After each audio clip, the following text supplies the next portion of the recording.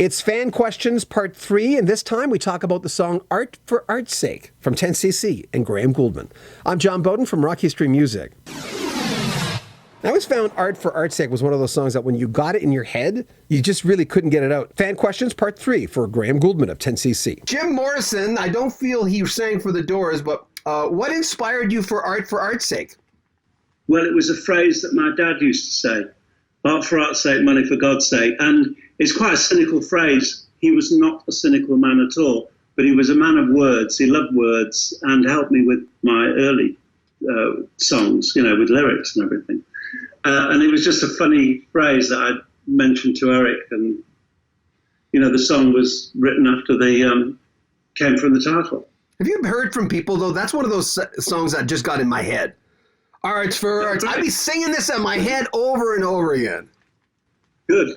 Yeah, there you go. Looking back at the mid-1970s, 1975, we just talked about the album How Dare You. But original soundtrack was one before that featured their big hit, I'm Not in Love. We talk about 1975 with Graham Gouldman. In 75, I think if I'm correct if I did the math, you were 29? Yeah, if you say so. Once in an interview, I do you were 18, I do that.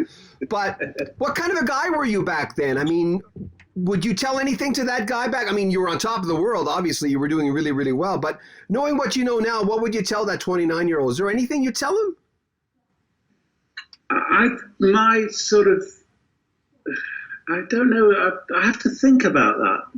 I've never been asked that. What was he like? What was that version of you like? Pretty much this version. Really? I don't think I've changed that much, both in my sort of personality and also in my working method and what I respond to, and what I like and what I do. I'm probably a bit more bossy now, but I like my own way and I know when I'm right. Yeah. So I think you've got to be like that, because if I'm working with someone and I've written something and they go, maybe we could change that note there. I said, how can we change it? It came out fully formed. That's the way it's got to be. And I can be quite gently adamant. So because I believe in what I believe, what can I do about it? And if I'm wrong, I'm wrong. So I'll stand by that. But I think that's very important. I never tried to, I listen to what's happening currently because I'm interested in it, and I can hear some really interesting stuff. But my writing,